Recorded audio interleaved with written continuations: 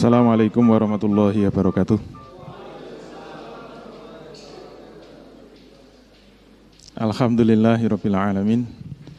Shalatu wassalamu ala asrofil anbiya wal mursalin sayyidina wa maulana Muhammadin wa ala alihi wa sahbihi ajmain. Amma ba'd. Bapak-bapak, ibu-ibu dan saudara-saudara sekalian, alhamdulillah kita bisa dipertemukan kembali oleh Allah Subhanahu wa taala dalam keadaan sehat dan afiat. Semoga malam hari ini malam yang penuh berkah. Semoga yang tidak mengantuk mendapatkan berkah yang lebih banyak. Semoga yang melek terus utang-utangnya segera lunas. Kok lebih keras nih? Kelihatan kalau utangnya banyak. Baik, sekarang kita masuk sesi yang ke-12 dengan tema membangun pondasi bisnis yang ke-7. Sesinya ke-12, tetapi untuk materi bangunan pondasi itu yang ke-7. Dan malam hari ini adalah malam yang paling menentukan. Jadi ini malam yang menentukan hidup matinya kita. Bagi yang baru ikut, mohon maaf, akan memasuki satu pengalaman yang tidak terlupakan. Nanti malam selesai kajian, kalau ada yang bisa tidur, menurut saya imannya diragukan. Jadi sebelum Bapak Ibu sekalian itu merasakan kegalauan yang sangat mendalam, marilah kita mulai kajian ini dengan penuh kegalauan.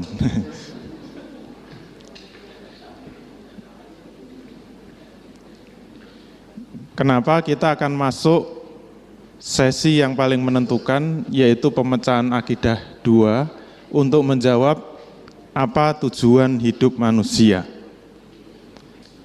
2 minggu yang lalu sudah kita kaji, pertanyaan ini harus kita ganti. Masih ingat ya? Apa tujuan hidup manusia ini kemudian kita ganti menjadi apa tujuan pencipta menciptakan manusia. Bagi yang tidak ikut 2 minggu yang lalu, silahkan lihat rekamannya. Kalau enggak ada, minta panitia. Kalau enggak dikasih, berarti suruh beli gitu.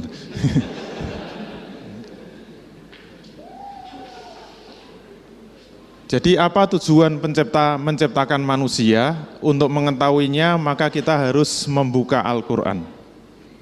Sudah siap membuka Al-Quran?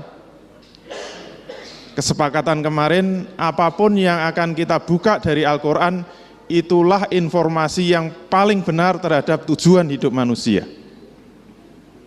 Berarti harus siap. Apapun yang akan kita buka. Kalau ternyata nanti begitu kita buka, tujuan hidup manusia ternyata harus mati, malam hari ini juga siap? Belum siap? Sudah siap mati apa belum?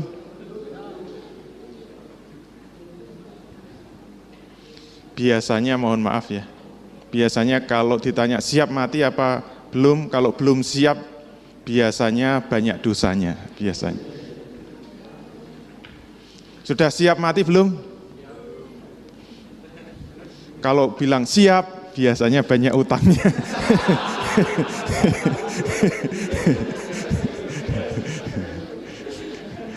Kayaknya udah pernah kok, masih ketawa ya, berarti masih lucu. Saya kira udah nggak ketawa lagi, kok dagelnya itu terus. Baik, mari kita buka apa tujuan hidup manusia. Ayat yang menunjukkan itu salah satunya adalah Az-Zariyat 56. Apa tujuan hidup manusia? Dikatakan oleh Allah Subhanahu wa taala, "Wa ma khalaqtul jinna wal insa illa liya'budun."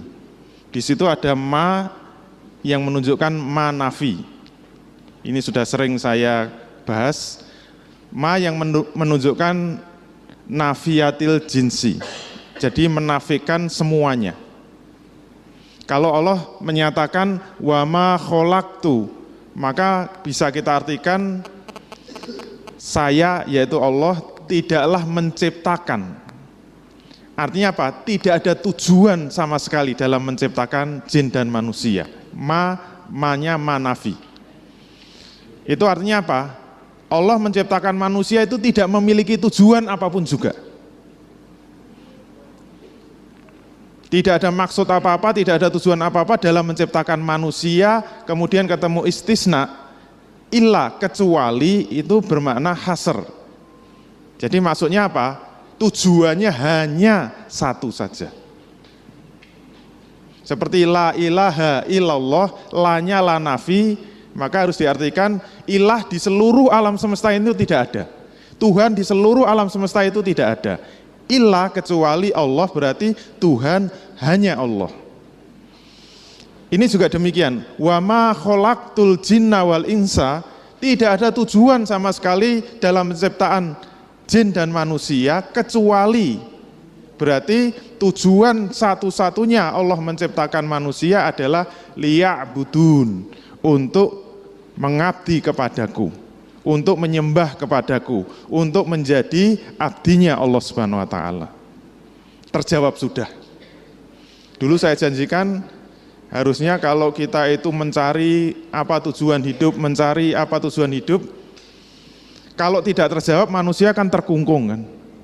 Seperti masuk dalam kotak yang gelap gulita. Maka begitu tahu apa tujuan hidup, itu seperti membuka kotak, melihat dunia terang benderang, dan itulah titik kebangkitan manusia. Ini sudah terjawab. Saya lihat nggak ada yang bangkit. Makin perpet-perpet gitu. Sudah siap. Tadi sudah berdoa belum? Bismika Allahumma ahya wa bismika amut. Doa sebelum pengajian.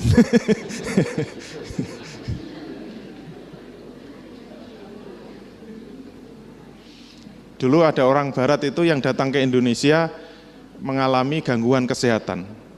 Yaitu apa? Mengalami kesulitan tidur. Konsultasi ke dokter, diobati nggak sembuh, masih sulit tidur. Konsultasi ke sana kemari, diobati nggak sembuh. Akhirnya konsultasi ke kiai itu baru nyambung. Untuk bisa tidur gampang. Resepnya apa? Ikut pengajian.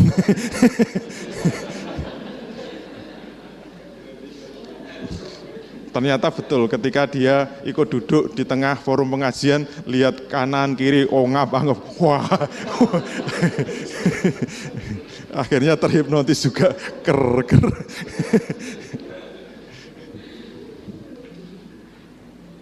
Jadi nggak harus ke dokter ya, yang kesulitan, mengalami kesulitan tidur.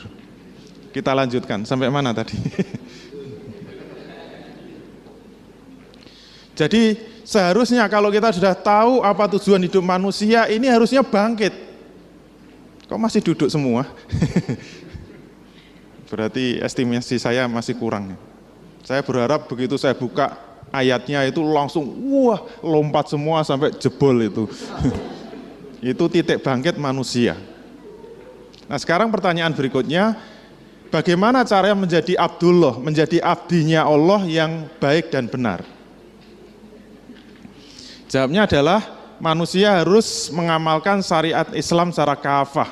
Itu ditunjukkan dalam firman Allah berikutnya, yaitu surah Al-Baqarah 208. Ya ayyuhallazina amanu udkhulu fi silmi kafah wa la tattabi'u khutuwatis syaiton innahu lakum aduwwum mubin.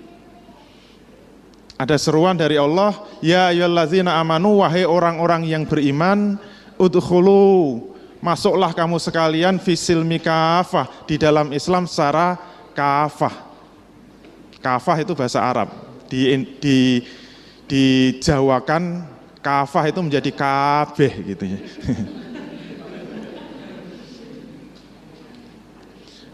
Masuklah kamu sekalian ke dalam Islam secara kabeh, secara keseluruhan. Wala tattabi'u, janganlah kami mengikuti khutuwatis syaiton, langkah-langkah setan.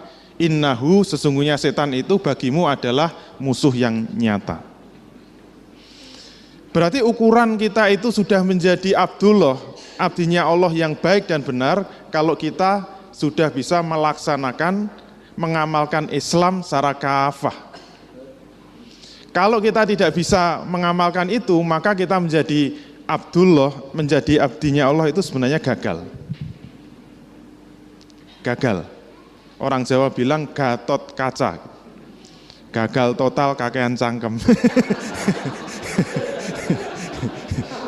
Masih ketawa juga.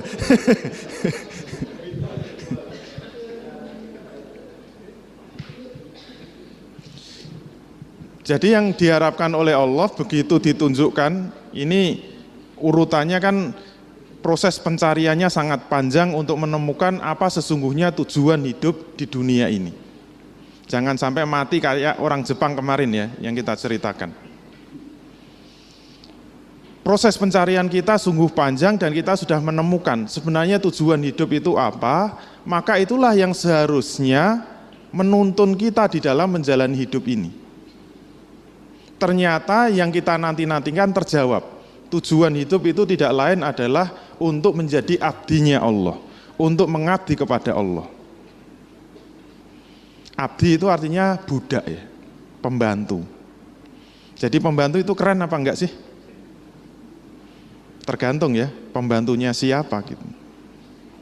Kalau pembantunya presiden kan keren itu, rebutan malah itu, bisa pacul-paculan. Kenapa? Pembantunya presiden itu menteri. Jadi pembantunya presiden aja keren sekali, apalagi pembantunya Allah Subhanahu wa taala, menjadi abdinya Allah. Itu sangat mulia, sangat terhormat.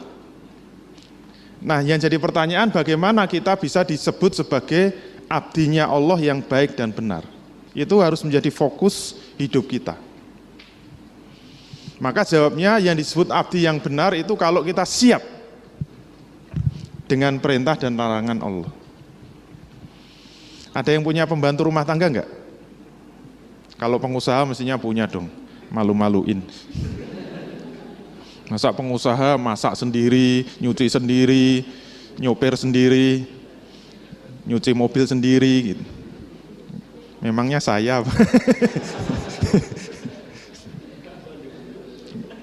saya memang nggak punya pembantu.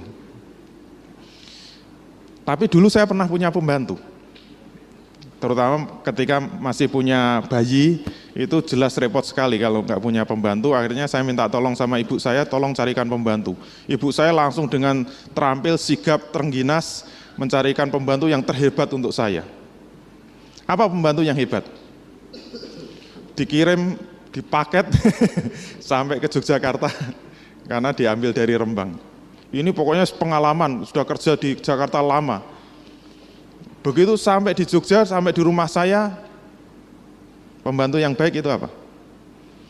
Pagi dia langsung bangun pagi-pagi, itu bak mandi dikuras, kemudian dia buka di lemari dapur itu ada bumbu-bumbu dimasak semua. Ada pakaian langsung dicuci, semua dipel, semua dibersihkan. Wah, luar biasa. Menurut Anda, pembantu seperti ini baik apa buruk?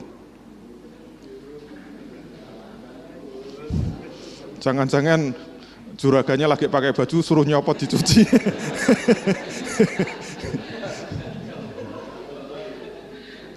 Pembantu seperti ini baik apa buruk?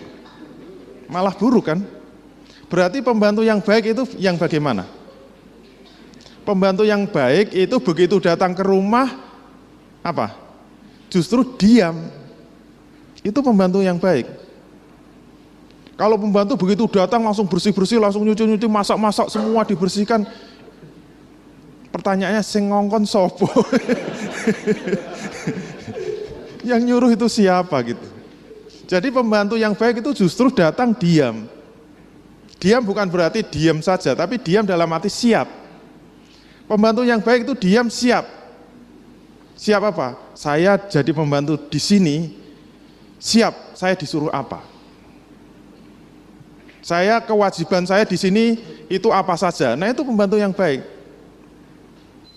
Terus saya selama di sini tidak boleh apa saja.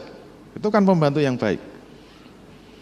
Kalau pembantu posisi kayak gitu, itu mesti juragannya seneng. Baik, tugas kamu bangun jam 3.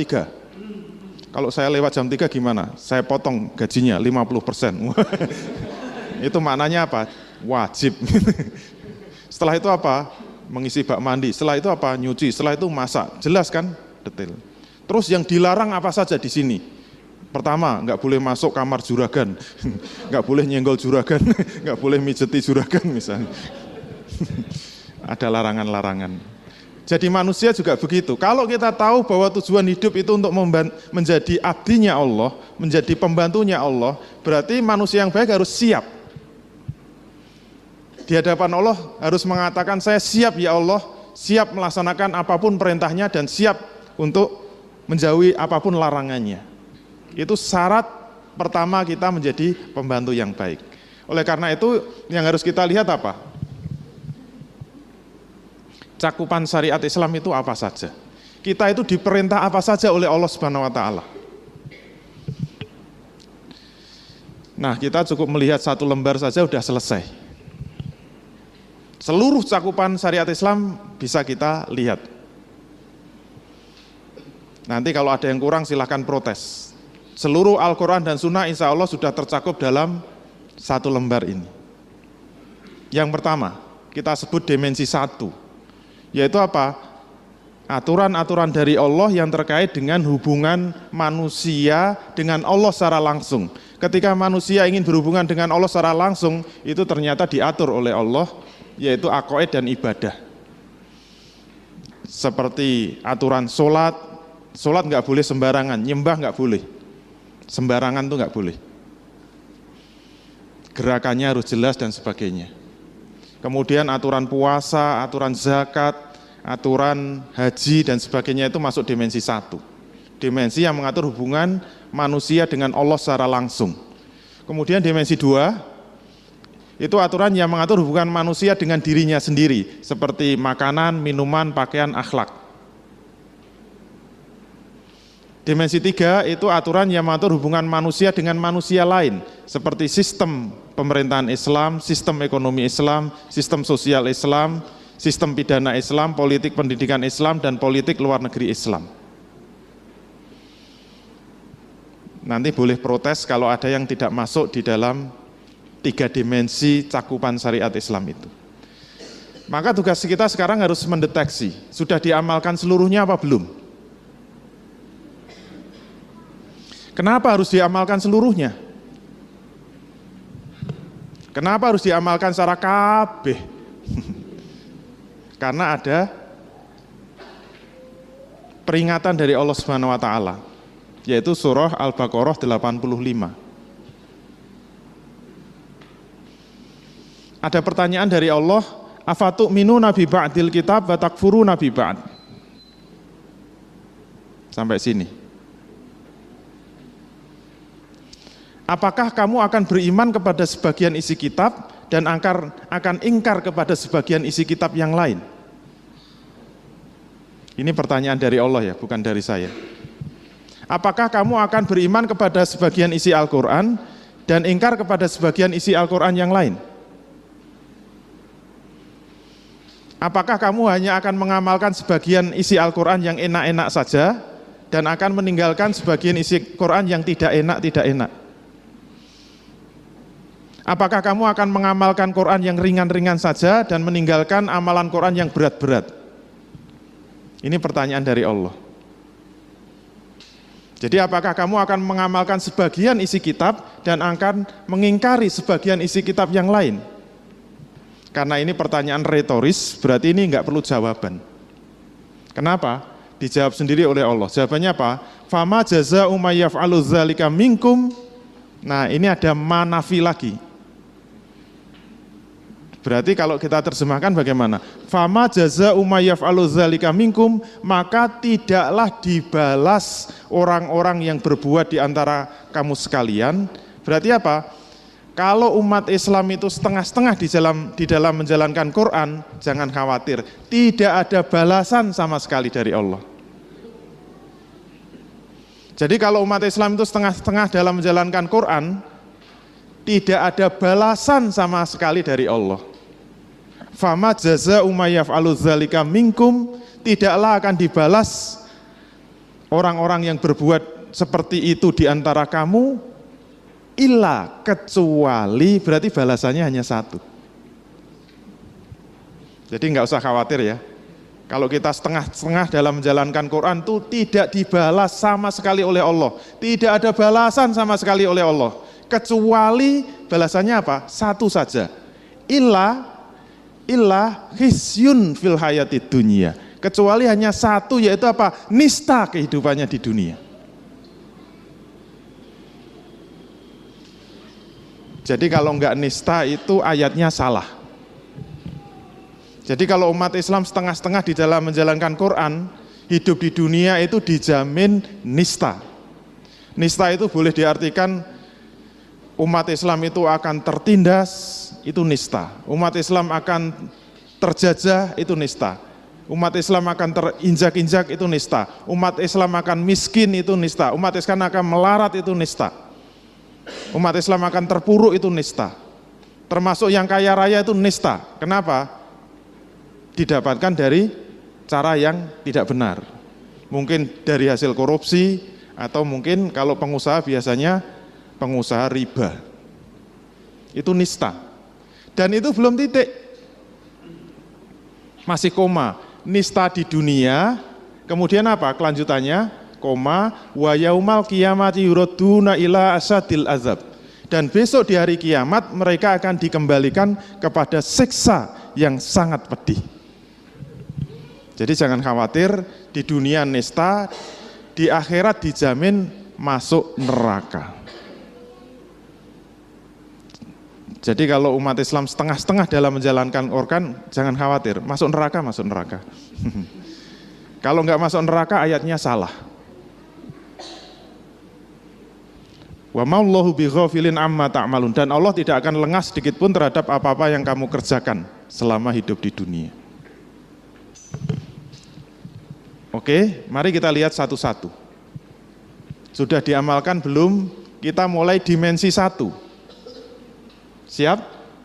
Dimensi 1 kita lihat. Twing, oh, dapat acungan jempol. Dimensi 1 ternyata alhamdulillah sudah diamalkan oleh umat Islam. Berarti sholat sudah. Puasa sudah.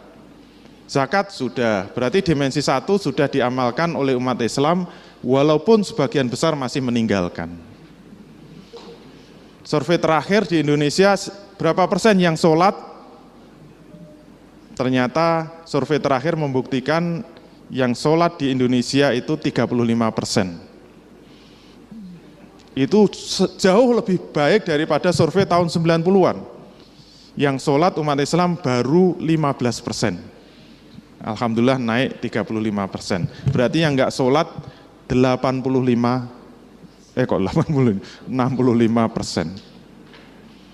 Tapi sudah diamalkan kan? Dimensi 2 kita lihat. Twing. Oh, ternyata dijempoli juga. Sudah diamalkan umat Islam. Pakaian sudah nutup aurat, ini sudah nutup aurat semua. Ibu-ibunya sudah nutup aurat semua. Berarti sudah diamalkan. Kalau survei pakaian, berapa persen yang memakai jilbab di Indonesia? Ternyata untuk memakai jilbab di Indonesia tidak ada 1%. Karena umat Islam salah paham dengan jilbab. Jilbab diartikan kerudung gitu loh. Ya kalau yang pakai kerudung banyak. Padahal kerudung itu bahasa Arabnya khimar, jamaknya khumur. Jadi perintah memakai pakaian Islam itu 2 dalam Quran. Yang pertama apa? Khimar. Khimar itu kerudung. Kerudung itu menutup kepala, leher, kemudian dijulurkan sampai dada. Itu aturan untuk khimar. Jadi menutupi dada. Kemudian yang kedua jilbab. Nah jilbab itu justru dari leher sampai menutup kaki. Itu jilbab. Jilbab itu pakaian yang panjang, longgar, dan tidak potongan. Jadi terusan, panjang, longgar, tidak tembus pandang, tidak ngepres, tidak full press body. Berarti kalau ditanya berapa persen yang pakai jilbab, wah itu nggak ada 1%. Tapi sudah diamalkan, jangan khawatir. Walaupun sebagian besar masih meninggalkan. Makanannya sudah halal, minumannya sudah halal. Berarti dimensi 2 sudah bisa diamalkan. Terus dimensi 3. Tweng. Dimensi 3 gimana? Tidak dapat diamalkan oleh umat Islam. Ternyata dimensi 3 tidak dapat diamalkan umat Islam bukan karena tidak mau mengamalkan. Mengapa? Jadi bukan karena tidak mau mengamalkan, tetapi memang tidak dapat diamalkan. Kalau nggak percaya, sekarang coba amalkan ayat ini. Nomor 1, tolong amalkan Al-Baqarah 183. Bisa diamalkan nggak? Insya Allah bisa. Ya ayyuhallazina amanu kutiba alaikumusyiyamu kama kutiba alal ladzina min qablikum la'allakum tattaqun. Bisa diamalkan? Bisa.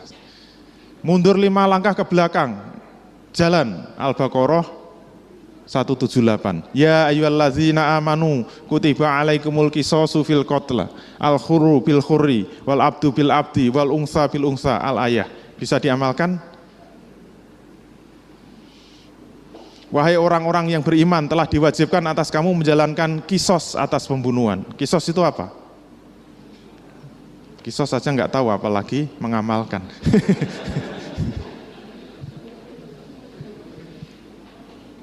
Pertanyaannya, kenapa Al-Baqarah 183 ini bisa diamalkan?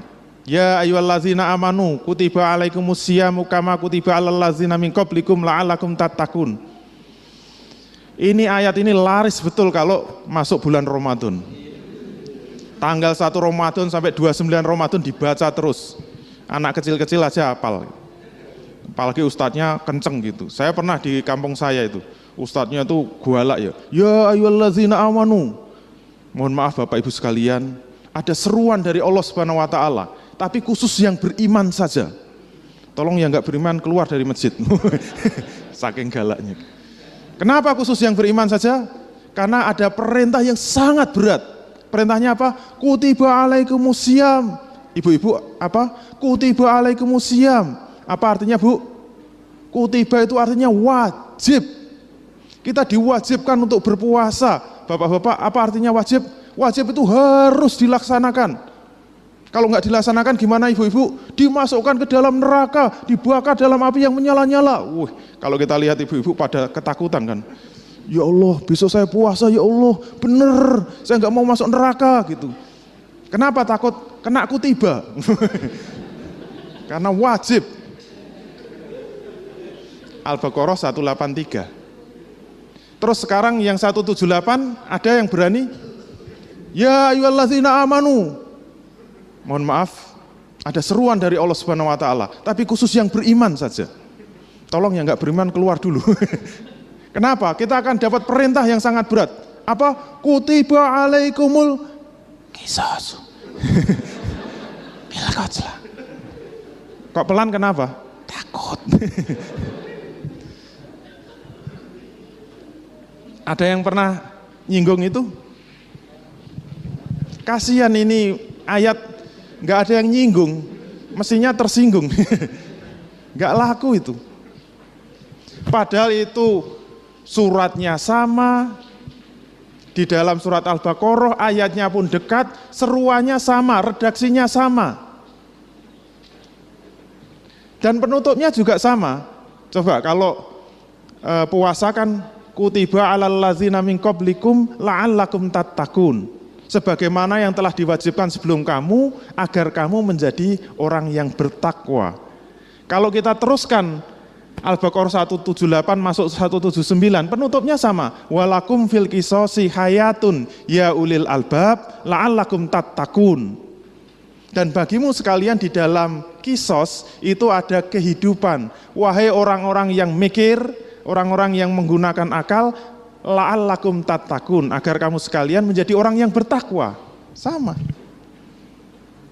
Makanya ulama menerjemahkan takwa itu apa? Kalau dalam khutbah Jumat itu salah satu rukun yang wajib disampaikan dalam wasiat khutbah.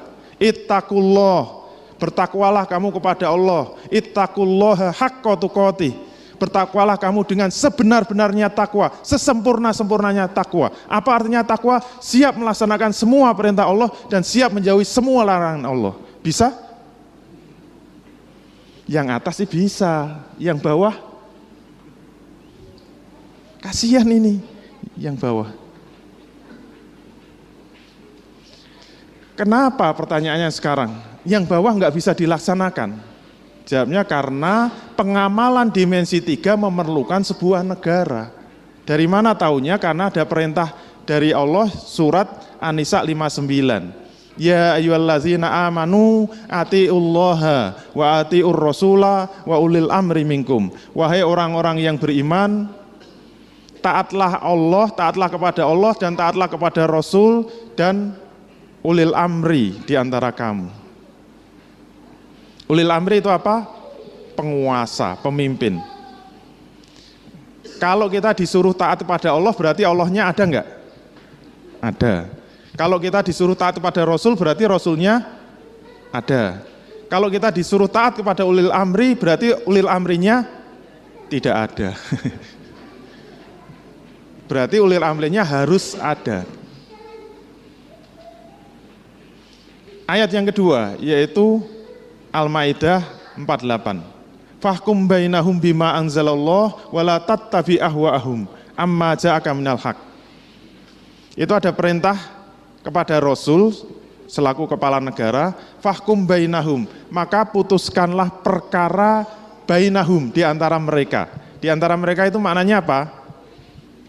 Perkara antara manusia yang satu dengan manusia yang lain. Itu berarti dimensi 3 kan?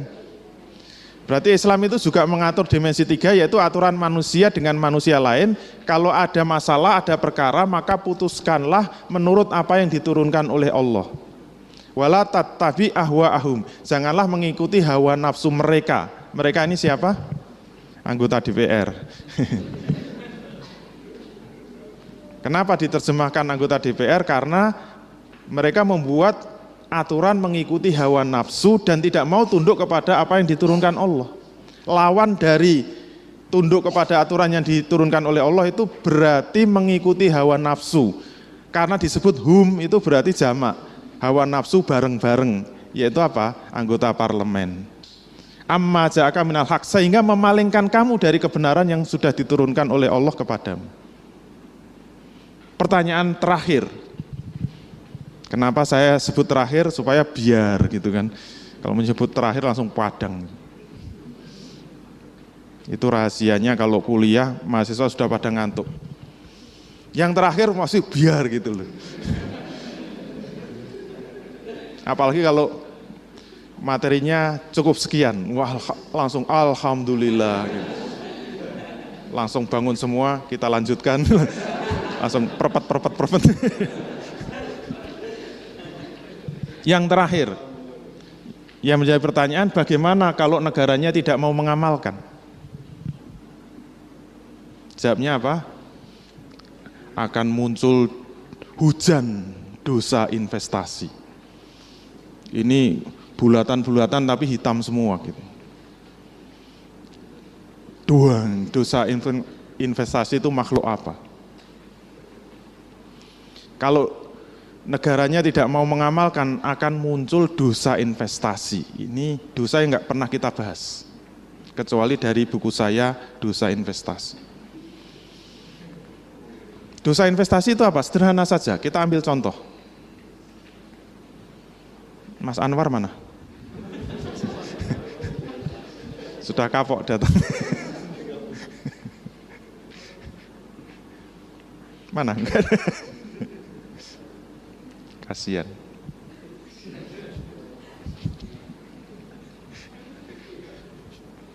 Yang depan aja ya. Mas siapa mas? Yang merah sih. Mas Rio. Untuk contoh ya enggak apa-apa. Menggantikan makomnya Mas Anwar. Yang sudah kapok. Dari mana Mas Rio? Oh Magelang. Sekarang di Jogja kuliah. Kuliah di mana? Oh, Stephen. Untuk contoh ya Mas Rio. Sudah pernah ikut materi? Oh, baru kali ini.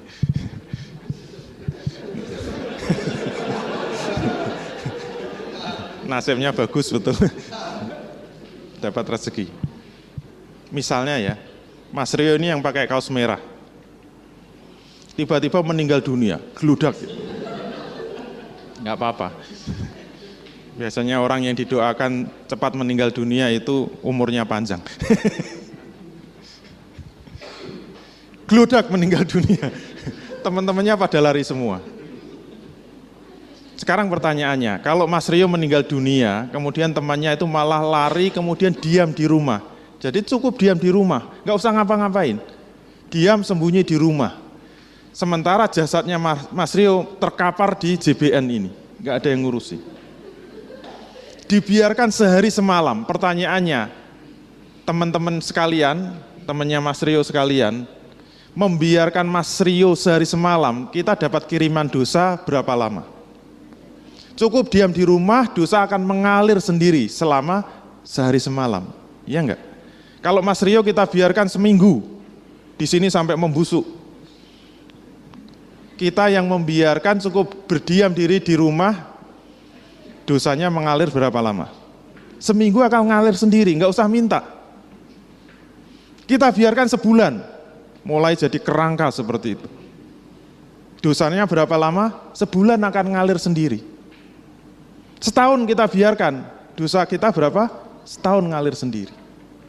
Itu dimensi waktu. Ternyata ini juga berdimensi wilayah. Kalau teman-teman di Jogja ini pada nggak mau ngurus jenazahnya Mas Rio, yang dosa siapa? Akan meluas sampai seluruh Jawa Tengah akan dosa semua. Kalau orang Jawa Tengah diam semua, nggak mau ngurusi jenazah Mas Rio, dosanya meluas sampai mana? Sampai Papua, itu belakang ada orang Papua. Mesti cari yang keriting, tertipu. Yang Papua itu yang lurus gitu loh. Kalau keriting nggak sampai di sini, karena tulisannya lurus jalan terus, keriting berhenti. Kasihan ya. Kalau seluruh Indonesia nggak mau ngurusi jenazahnya Mas Rio, yang dosa siapa? Kan meluas sampai seluruh dunia, seluruh kaum muslimin akan dosa. Berarti pertanyaannya, kalau ada orang meninggal dunia, kemudian jenazahnya tidak diurus, siapa yang berdosa? Jawabnya, seluruh kaum muslimin berdosa. Mengapa? Insya Allah sudah paham. Kenapa? Biasanya yang dibahas ini, dosa investasi itu apa? Contohnya, ngurus jenazah. Iya enggak? Berarti dosa investasi apa? Dosa yang cukup diam, enggak mau ngurus jenazah, itu akan mengalir sendiri dosanya. Sejak SD kita diajari yang namanya dosa investasi muncul dari mana? Ngurus jenazah. SMP, SMA, perguruan tinggi contohnya apa? Ngurus jenazah. Padahal masih ada contoh yang lain. Siap? Kita buka. Enggak usah dilihat gambarnya.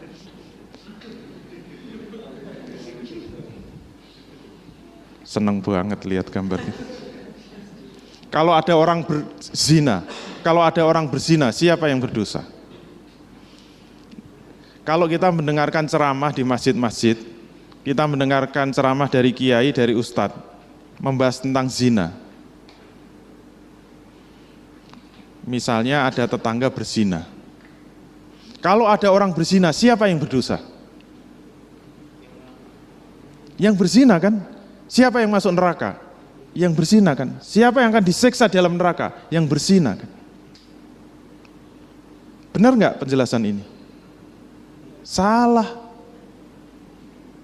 Kalau ada orang berzina, siapa yang berdosa? Jawabnya sama, seluruh umat Islam berdosa. Loh dari mana dosanya? Saya akan protes kan? Kalau nggak protes nggak normal. Loh kita ini orang baik, kita ini anak soleh, rajin sholat, rajin ngaji, cinta Allah sampai mati.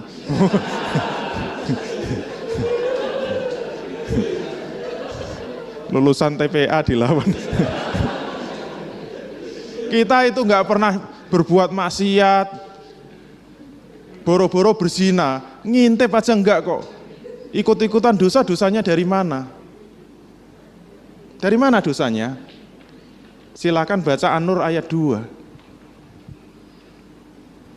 Ternyata kiai kita kurang nambahi dengan An-Nur ayat 2. Kalau kita mau baca An-Nur ayat 2, silahkan pelan-pelan.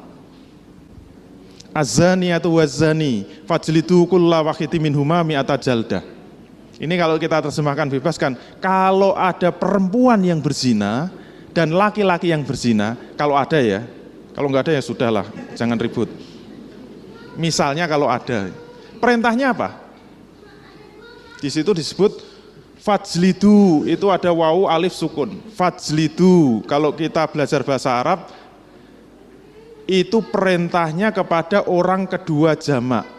Maka cambuklah wahai kaum muslimin sekalian. Berarti yang disuruh siapa? Seluruh kaum muslimin. Kulla wahidin minhuma mi'ata jaldah. Masing-masing dari keduanya dengan 100 kali cambukan. Sekarang pertanyaannya, kalau kita diam, kita cuek, kita nggak ngurusi, yang zina ya zina sendiri sana, bukan urusan saya pokoknya anak soleh, rajin sholat, rajin ngaji, cinta Allah sampai mati. Islam, yes. Guru TPA.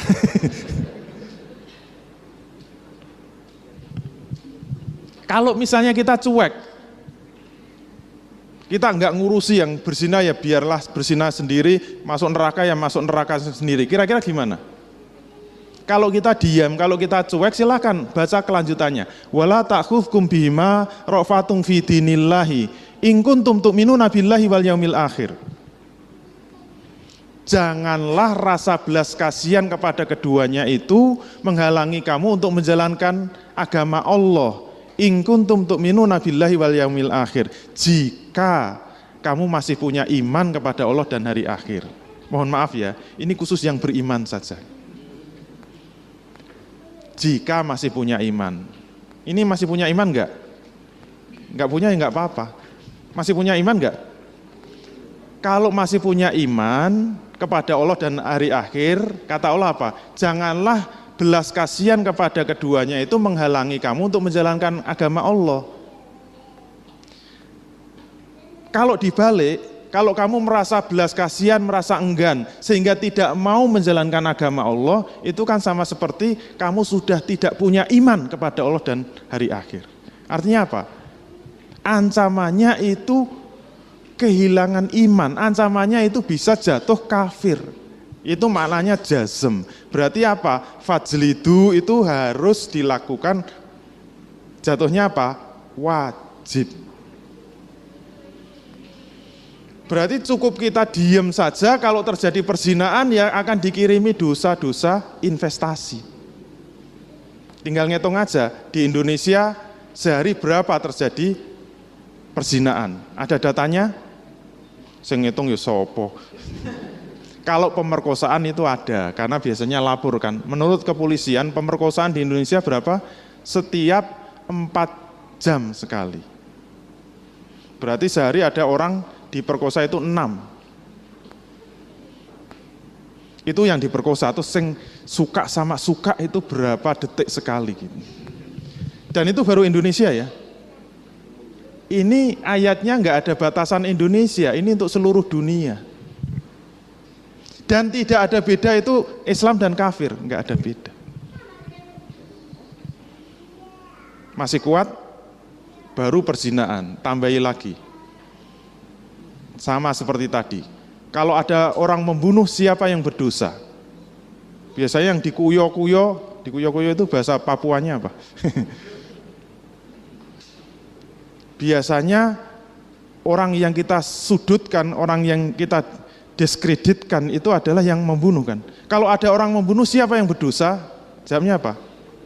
Yang membunuh. Siapa yang masuk neraka? Yang membunuh. Siapa yang akan disiksa? Yang membunuh. Kita yang enggak membunuh, dosa enggak?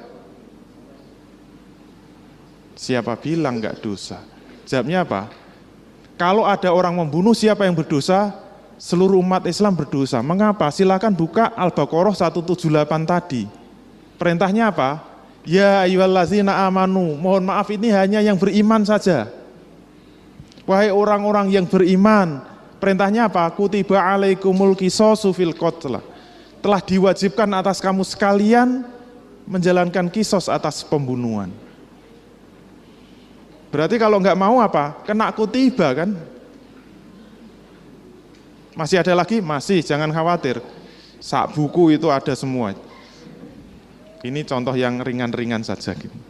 Kalau ada yang mencuri, siapa yang berdosa? Ini gambar apa?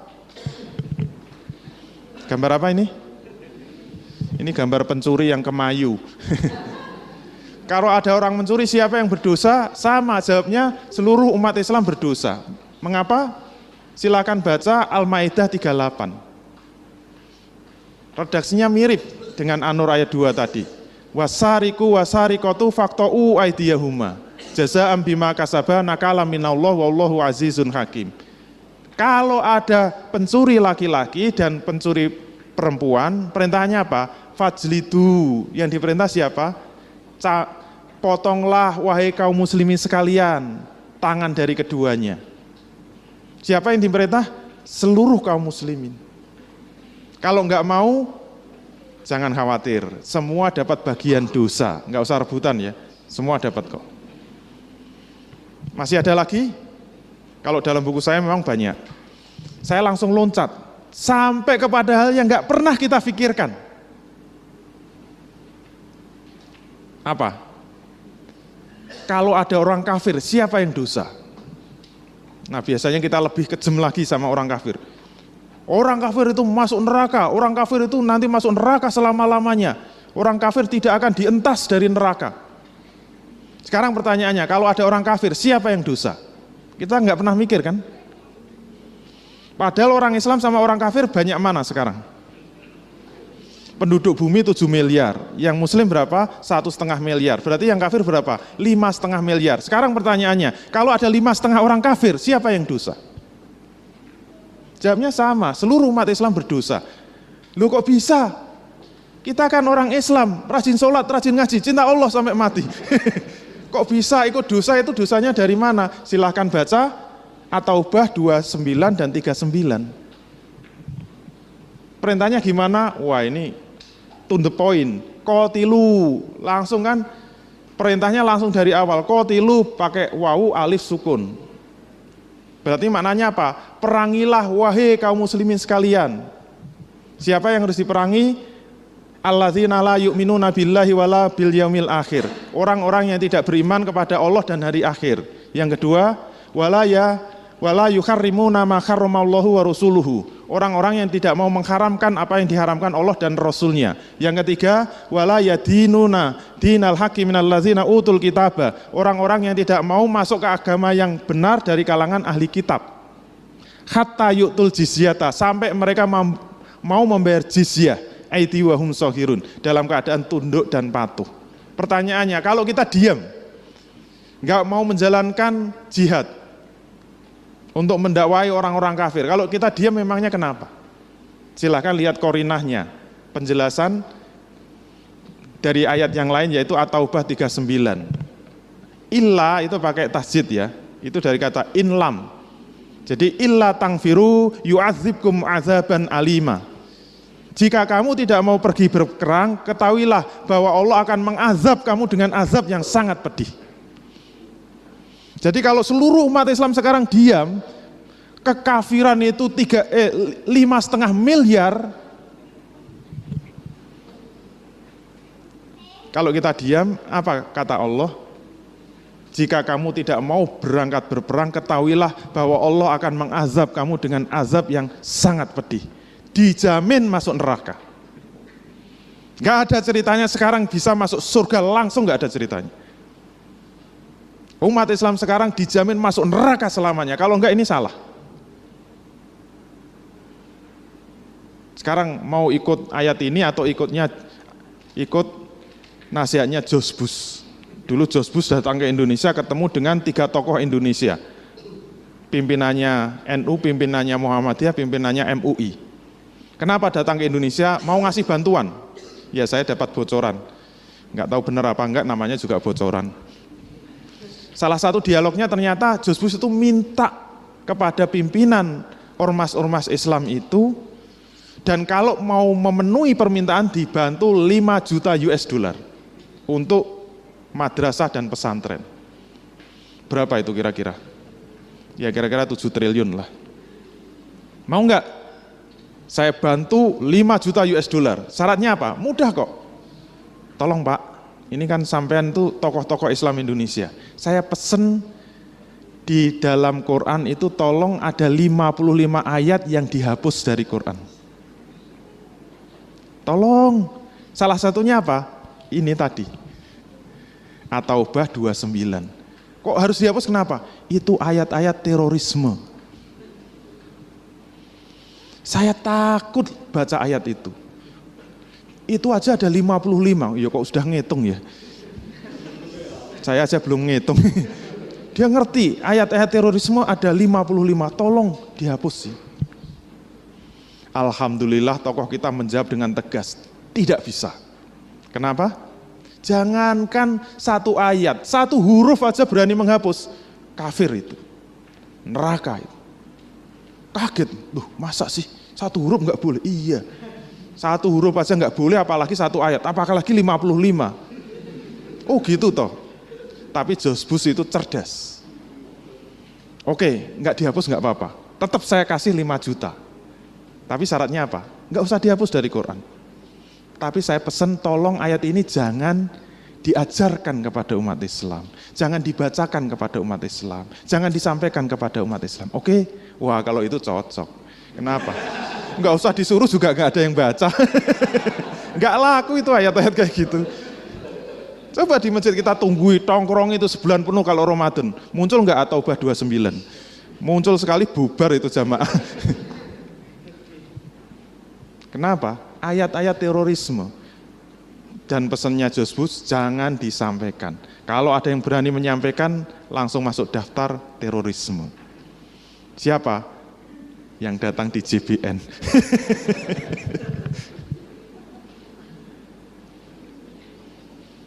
Sehingga berikutnya apa? Kalau umat Islam di dunia ini tidak diatur dengan hukum Islam, siapa yang berdosa? Jawabnya sama, seluruh umat Islam berdosa. Mengapa? Silahkan baca Al-Ma'idah 48-44. Fahkum bainahum bima anzalallah wala tattabi ahwa'ahum amma ja'aka minal haq. Korinahnya bagaimana? Wa man lam yahkum bima anzalallah faulaika humul kafirun. Ini tegas sekali. Siapa saja yang tidak mau memutuskan perkara menurut apa yang diturunkan oleh Allah, mereka itu adalah orang-orang yang kafir. Kesimpulannya apa? Silahkan lihat jam dinding ini. Dia muter terus, pelototnya aja muter terus, biarin, nanti kan capek sendiri. Maksudnya apa? Waktu itu akan terus berjalan. Hitunglah dosa investasi kita. Tidak hanya di Indonesia, seluruh dunia, setiap hari, setiap bulan, setiap tahun, berapa terjadi kasus pembunuhan. Tidak hanya Indonesia, seluruh dunia. Berapa terjadi kasus pemerkosaan dan perzinaan. Berapa terjadi kasus pencurian. Berapa terjadi kasus pemurtatan. Berapa terjadi kasus pembantaian umat Islam. Berapa di atas muka bumi ini yang sudah diatur dengan Islam. Diamnya kita nggak usah kemana-mana lah. Mengalir sendiri dosa-dosa investasi. Terus yang dimaksud dosa investasi itu apa?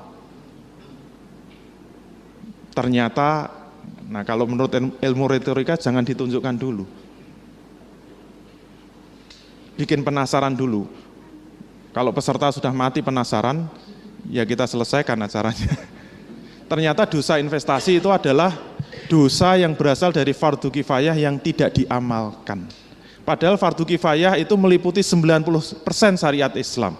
Dan fardu ain itu hanya 10%-nya. Hitungan saya ini banyak menuai protes. Kok bisa mengatakan fardu kifayah 90%? Ngitungnya dari mana? Dari saya sendiri. Gitu. Buktinya mana? Buktikan sendiri. Maksud saya apa? Kalau kita lihat di 3 dimensi tadi, dimensi 1 ibadah, dimensi 2 akhlak, dimensi 3 muamalah, antara ibadah ditambah akhlak dibanding dengan muamalah, sebenarnya muamalah itu jauh lebih banyak. Dan sejak kita ketemu dalam forum IBC ini, kita sudah mulai merasakan. Semakin kita tahu ilmu bisnis Islam, semakin kita mendalami ilmu bisnis Islam, semakin kerasa kita nggak bisa hidup di alam Indonesia ini. Itu menunjukkan apa? Muamalah itu jauh lebih banyak dan itu sekarang tidak diamalkan. Padahal itu meliputi 90% dari syariat Islam. Kalau salah silahkan dikoreksi. Fardu ain itu hanya 10%-nya. Jadi kalau kita rajin ibadah, bahkan tambah sholat-sholat nafilah, kita mungkin sholat malam, kita mungkin rajin sedekah, sering umroh, dibanding dengan dosa investasi kita, jomplang. Kalau ada yang berani yakin, insya Allah saya mati besok langsung masuk surga, surgane sopo. Sementara banyak kewajiban yang mungkin sampai 90% itu terlantar. Sekarang yang jadi pertanyaan, terus fardu kifayah itu bisa dihapuskan enggak? Kalau enggak bisa dihapuskan itu ngalamat kita masuk neraka semua. Bisa dihapuskan enggak? Jawabnya apa? Tidak bisa. Loh, dari mana taunya? Tanya Mas Rio, jangan hidup lagi. Misalnya Mas Rio meninggal dunia, pinjam lagi ya Mas Rio, gludak meninggal dunia. Terus apa yang kita lakukan? Kita ramai-ramai yasinan, kita baca yasin, terus kondangan, ngasih sedekah, ngasih makan fakir miskin, anak-anak terlantar, kita undang makan-makan. Tapi jenazahnya Mas Rio kita biarkan terus. Bahkan kita istighfar terus, bertobat, ya Allah ampuni saya, ya Allah ampuni saya. Diampuni? Padahal jenazahnya Mas Rio di samping kita. Kita terlantarkan, sementara kita bertaubat terus. Kira-kira taubatnya diterima? Tidak bisa. Jadi fardu kifayah itu hanya gugur kalau sudah diamalkan. Selama Mas Rio masih duduk di sini, kita dosa semua. Jadi Mas Rio harus kita kubur bareng-bareng. Mohon maaf ya. Insya Allah minggu depan kapok. Korbannya Mas Anwar. Semoga nonton apa rekamannya. Kesimpulannya apa? Fardu kifayah tidak bisa digugurkan kecuali sudah diamalkan. Walaupun kita taubati terus nggak diterima itu. Kenapa? Ya kewajibannya di depan kok dibiarkan. Terus kita tawar lagi. Gimana kalau diamalkan oleh individu atau kelompok, terutama yang dimensi 3 ya, bukan ngurus jenazah itu dimensi 1, bisa enggak? Misalnya punya tetangga berzina, tertangkap basah. Kok bisa? Mungkin zinanya di kolam renang, tertangkap basah. Kemudian kita gelandang rame-rame, kita laporkan pada ketua RT. Pak RT, ini ada yang berzina, tolong dihukum cambuk 100 kali. Siap. Saya umumkan besok setelah sholat Jumat di masjid kita cambuk bareng-bareng. Bisa enggak? Mungkin atas nama ketua takmir. Pengumuman setelah sholat Jumat akan dilaksanakan hukuman cambuk oleh ketua takmir Masjid Baitur Rahman misalnya. Gimana? Boleh apa enggak? Jawabnya apa? Tidak bisa. Lu katanya suruh mengamalkan, diamalkan kok malah nggak boleh. Kenapa? Tidak bisa. Masa nggak boleh diamalkan? Tidak bisa. Kenapa nggak bisa? Karena nggak ada yang namanya hukuman cambuk swasta, itu nggak ada. Hubungan cambuk itu harus negeri. Jadi tidak bisa diamalkan karena kalau diamalkan hukumnya haram. Jadi hanya negara yang wajib melaksanakan. Jadi tidak kita amalkan, kita dosa, diamalkan juga dosa. Namanya apa? MKMK, maju kena, mundur kena. Terus bagaimana? Apakah ada cara untuk menggugurkan fardu kifayah? Ada enggak? Jawabnya apa? Tidak ada. Mohon maaf. Menggugurkan fardu kifayah hanya satu, yaitu diamalkan. Kalau negara nggak mau mengamalkan gimana? Dosanya dipikul bareng-bareng, itu namanya fardu kifayah. Kifayah itu maknanya apa? Dipikul bareng-bareng, dijunjung bareng-bareng, disangga bareng-bareng, itu namanya kifayah. Semua dapat kok, jangan khawatir. Nggak usah ikut ngitung juga dihitungkan. Saya dapat juga, jangan khawatir. Terus gimana? Bisa dihapuskan? Nggak bisa, kecuali sudah diamalkan. Kalau nggak diamalkan, dosa semua mengalir sendiri. Bisa ditaubati? Tidak bisa juga. Ditaubati nggak bisa. Kenapa nggak bisa ya? Sama seperti tadi. Kita bertobat di samping jenazahnya Mas Rio gitu. Astagfirullah, astagfirullah gitu. Ya kita diampuni dosa-dosa yang lain, tapi dosa mengurus jenazah nggak akan gugur kecuali diamalkan. Terus gimana?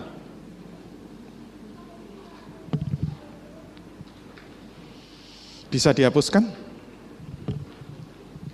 Nggak bisa.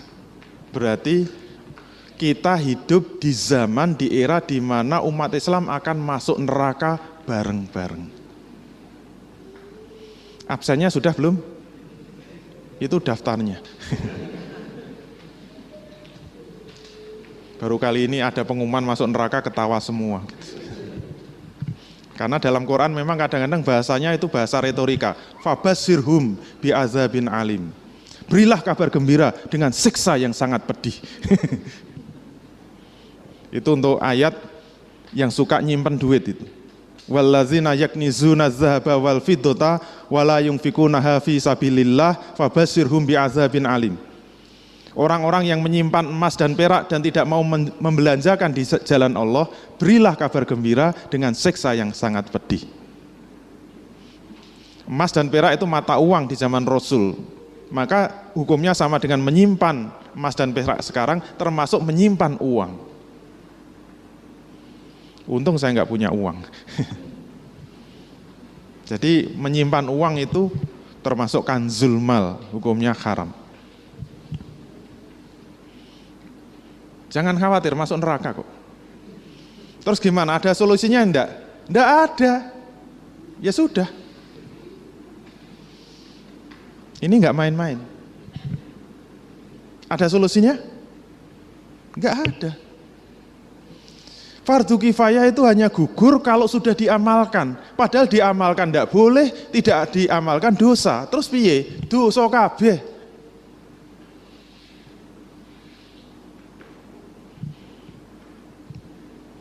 Ada jalan keluar? Tidak ada. Terus gimana? Cukup sekian. Tapi jangan khawatir.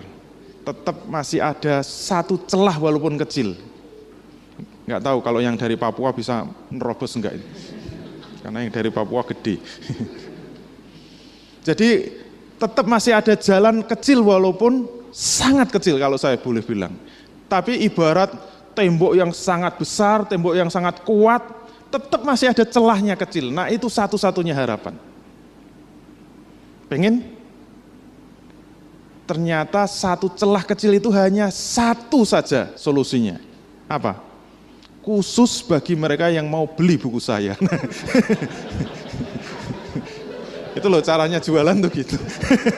Ini kan Islamic Business Coaching. Jangan lupa dong. Nah kalau di luar sana ada jualan buku dosa investasi, gutu. Saya pernah ngisi di Kalimantan tuh yang hadir 500. Saya udah dipesani panitia, tolong bawa buku yang banyak. Ya sebanyak-banyaknya bawa di pesawat kan 100 saja udah ngelewati timbangan kan. Saya bawa 100 itu. Suruh bedah buku dosa investasi. Itu semua itu tegang itu. Selesai saya sampaikan, silahkan beli buku saya, langsung rebutan itu. Orang 500 memperebutkan 100 buku. Wah, terjadi adegan yang sangat mengerikan. Hampir saja terjadi saling bunuh hanya untuk memperebutkan buku saya. Itu bakul jamu. Solusinya apa? Ternyata kita harus cermat. Menggugurkan fardu kifayah itu berbeda dengan menggugurkan dosa kifayah.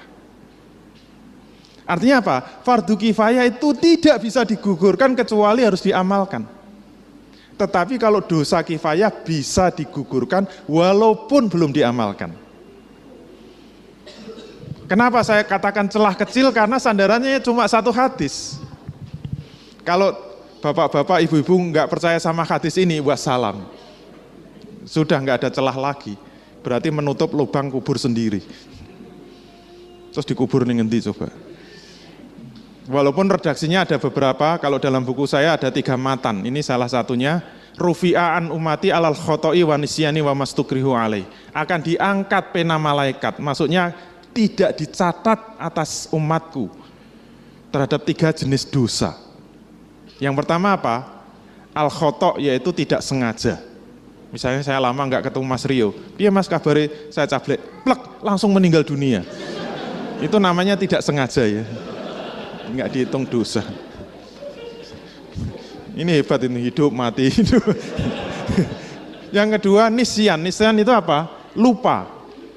Misalnya puasa, lapar, makan 1 piring, masih lupa 2 piring, masih lupa 3 piring baru ingat. Itu tidak membatalkan puasa dan tidak dosa. Malaikat nggak mau mencatat sebagai dosa.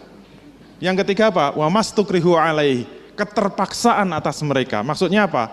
Sudah berusaha mati-matian untuk melaksanakan kewajiban itu, tetapi belum tertunaikan karena apa? Terpaksa. Misalnya kembali Mas Rio ya, meninggal lagi ya Mas, gludak itu. Terus teman-temannya keluar semua. Saya jamaah, nggak peduli semua gitu. Kok lari semua? Akhirnya saya ikut lari keluar.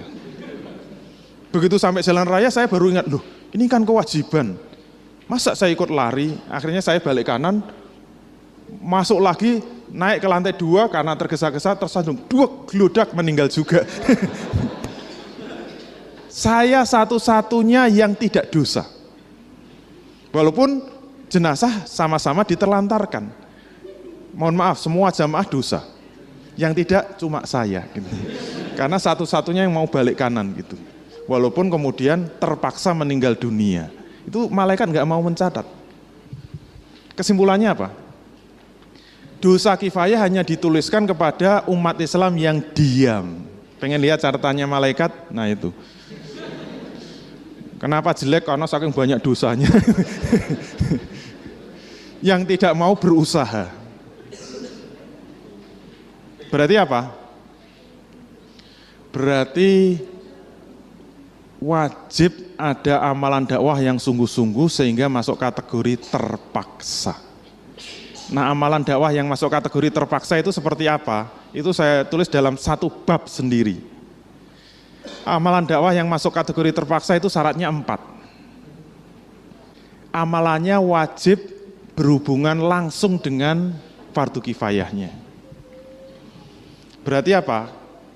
Pernahkah kita menyampaikan Al-Baqarah 183? Sering kan? Ya ayyuhallazina amanu kutiba alaikumusiyam. Itu fardu ain. Sekarang pertanyaannya, siapa yang berani menyampaikan fardu kifayah?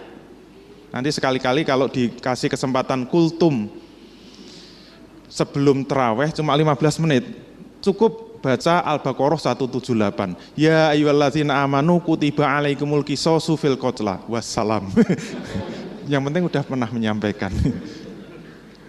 Itu syarat pertama, harus berani menyampaikan yang fardu kifayah. Kalau kita sudah berani kemana-mana menyampaikan fardu kifayah sudah cukup? Belum, masih ada syarat yang kedua, yaitu apa? Ternyata kita tidak boleh sendirian di dalam mengupayakan terlaksananya fardu kifayah. Kenapa nggak bisa sendirian? Karena yang bisa mengamalkan itu hanya Fatih desain. Maaf keliru. Saya coba membaca kok. Karena yang bisa mengamalkan itu hanya negara. Berarti kewajiban kita itu adalah mengingatkan negara, melakukan amar ma'ruf nahi mungkar kepada negara. Dan mengingatkan negara itu nggak bisa sendirian, sing ngrungokke sapa gitu. Itu harus dilakukan secara bersama, secara berjamaah maka terkena kaidah malayatimul wajibu illa bihi fahuwa wajibun. Apa-apa yang tidak sempurna suatu kewajiban kecuali dengan sesuatu, maka sesuatu itu menjadi wajib adanya. Mengkoreksi penguasa nggak bisa sendirian, harus berjamaah, dan jamaah itu harus gede. Maka membentuk jamaah yang besar untuk mengkoreksi penguasa itu hukumnya wajib. Itu kedua. Yang ketiga, sudah masuk jamaah tapi tidak boleh sembarang jamaah. Jamaahnya harus jamaah politik, jamaah siasi. Maksudnya apa? Siasi dalam arti fikih ya, bukan dalam arti politik menurut ilmu politik. Siasah itu maknanya riayatus su'unil ummah, pengaturan kehidupan umat. Berarti yang disebut jamaah politik itu jamaah yang tujuan utamanya agar negara ini diatur dengan syariat Islam. Jadi kalau ada jamaah yang menyeru agar penguasa menerapkan syariat Islam, itu disebut jamaah politik. Jamaah yang tidak politik contohnya apa? Mohon maaf ya, misalnya jamaah sosial kemasyarakatan. Cirinya apa? Berjamaah untuk membangun sekolah-sekolah Islam, rumah sakit Islam, panti asuhan Islam. Itu insya Allah ada pahalanya. Tetapi masih terkena dosa kifayah. Kenapa? Kalau jamaah itu tidak berani memperjuangkan untuk mengingatkan kepada penguasa agar penguasa menerapkan syariat Islam, maka belum menunaikan kewajibannya sebagai jamaah politik. Sudah 3 kan? Sudah berani menyampaikan fardu kifayah, sudah berjamaah, dan jamaah yang kita masuki adalah jamaah siasi atau jamaah politik. Masih ada yang keempat. Apa syarat keempat? Kalau masuk jamaah tidak boleh hanya setor nama saja. Yang penting sudah dicatat anggota jamaah. Enggak boleh. Kenapa? Begitu masuk jamaah wajib mengikuti aturan jamaah, sehingga kita bisa bersama-sama dikomando oleh jamaah bergerak untuk melakukan amar ma'ruf nahi mungkar sampai kategori terpaksa. Maka kalau meninggal dunia, insya Allah bersih dari dosa kifayah.